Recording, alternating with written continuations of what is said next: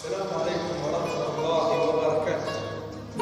اليوم درسنا عن دكتور خلدون. درسنا عن يوم القيامة، عن الصراط، وما هو الصراط، وكيف نجتازه، وماذا نفعل في الدنيا لكي نجتاز الصراط. إن الله عز وجل خلق في الدنيا وأعد لهم شيئان: جنة ونار. كل منا يتمنى يريد الجنة، ونسأل الله أن نكون من أهلها. أنت بين الجنة وبين النار، كنت تذهب إلى الجنة لازم تعمل صالحا في الدنيا، لأنك على الصراط. حين عندما أتكلم ماذا تحمل معك على الصراط ستخاف وترجع إلى الله. وأتمنى أن يكون هذا المقطع توبة لكل كافر ويشرك بالله عز وجل. ستكون وحدك في ظلام شديد، تحتك نار تكاد تميز من الغيب، أمامك صراط أرفع إلى الشعر. اليوم أنت أرمي شعرك في الأرض تراها لا ترى، أحد من السيف. السيف اليوم وضع هيك على الجسد، أحد من السيف. ترى أمامك، ترى الجنة والريح، ترى عند باب الجنة الحبيب الشفيع الحبيب محمد صلى الله عليه وسلم. عندما يراك تضع قدمك على الصراط، هذا الذي تشتمه كل يوم، اعلم ماذا يدعي لك. قل يا رب سلم، يا رب سلم. يدعي لك لكي تعبر الصراط وانت اليوم تشتم عرضه وتشتمه.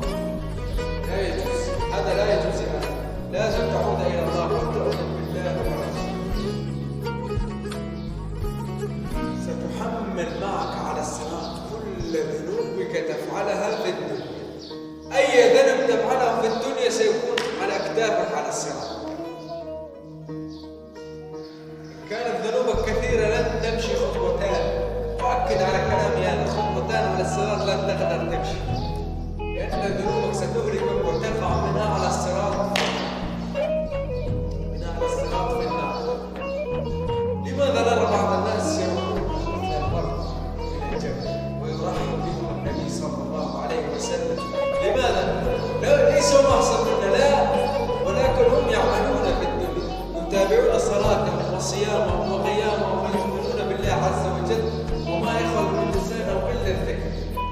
اما نحن ما نعرف ان اطعنا لساننا، اطعنا، شتمنا النبي، شتمنا الله عز وجل. اي شيء تفعله في الدنيا سيكون لك ذنبا تحمله على اكتافك وتمر به الى السماء. يا ناس حصل معهم كثير، يا ناس ذنوبهم كثيره، يا ناس والله ذنوبهم كثيره بالالاف، وقعوا من أعلى الصراط.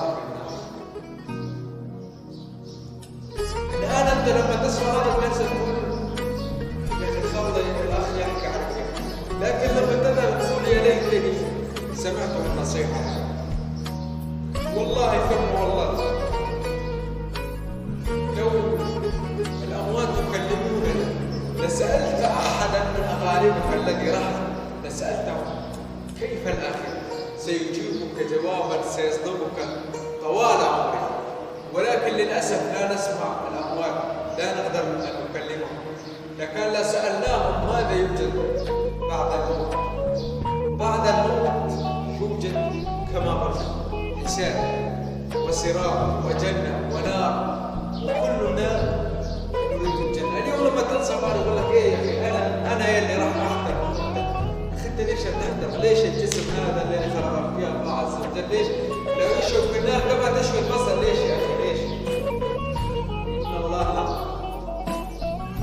وأزلفت الجنة للمتقين بغير بعد.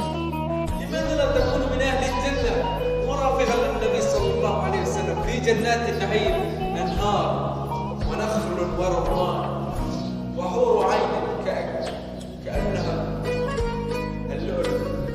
ليش يا أخي؟ ليش أنت تفعل هيك؟ ليش أنت تفعل بنفسك؟ إن الله عز وجل لا يريد منك أن تحرر البلاد، لا، إن الله عز وجل يريد منك أن تعبده، وأن تقوم في صلاتك، وأن تؤدي زكاتك، وأن تصوم شهرك، وأن تقوم غيابك. هذا الذي يريده منك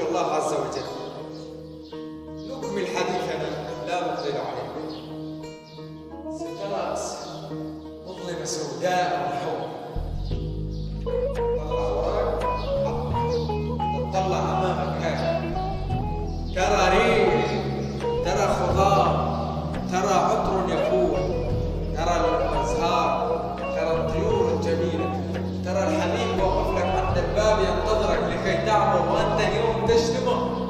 لا يا أخي هيك ما بيصير. وأنت اليوم تعمل الفواحش.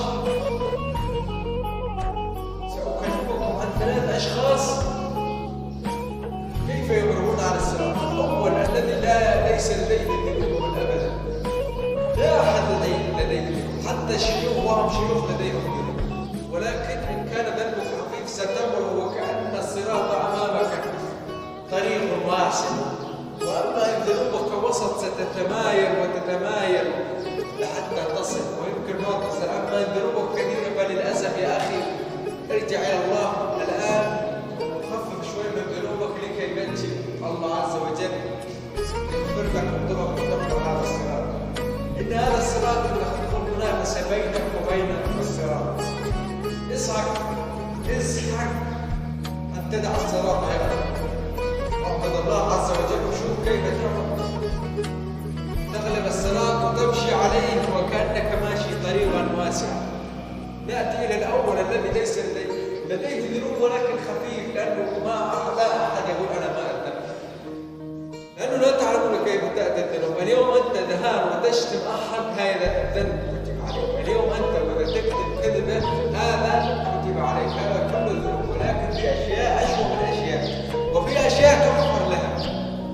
نتكلم يا ساتر الذي لديه ذنوب بسيطة يعمل الصراط مسرعا ولا ينتظر أبدا ولا يخف ثانية واحدة، لأنه سيرى.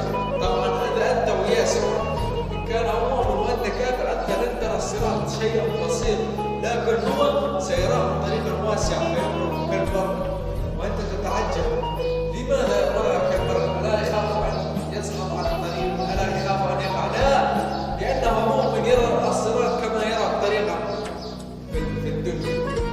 أما أنت ذنوبك كثيرة لن ترى الصراط شيء خفيف.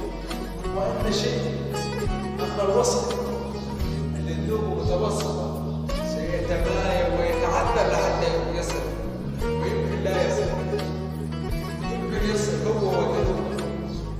إن كانت 50% يمكن يصل يمكن ما يصل، الله أعلم ونحن لا نعلم. سيتمايل حتى يصل. أما إن كانت ذنوبه ثقيلة فسوف يقع، لن يمشي خطوتان فسوف يقع. ولا أحد يكتب لي في التعليقات يقول لي اشعر. يا أخي أنا لا أعلم شيء، ولكن أنا اللي عندي عم أحكي. أنا الذي أعطاني الله عز وجل عم أحكي لكم لكي أنصحكم، وأتمنى أن تتذكروا هذه النصيحة ولا تنسوها أبدا. واعبدوا الله عز وجل لأن الجنة جنة. اليوم كيف أنت لما تكون محبوس بشيء ويأتيك الفرج تقول كأني أسمعت الجنة، ولكن أنت على الحق الصح إن آمنت بالله وعبدته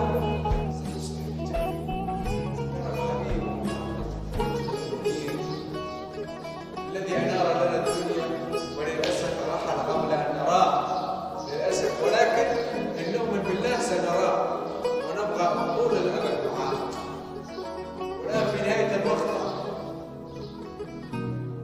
لا تنسوا الصلاة على سيدنا محمد صلى الله عليه وسلم، لأنه هو الوحيد الذي تشتمه وأنت كل يوم هو هنالك يقول يا رب سلم يا رب سلم، عندما يراك ذنوبك كثيرة وأنت ما يليك ويليك على الصراط. وفي نهاية المقطع نختم بحمد الله والسلام عليكم.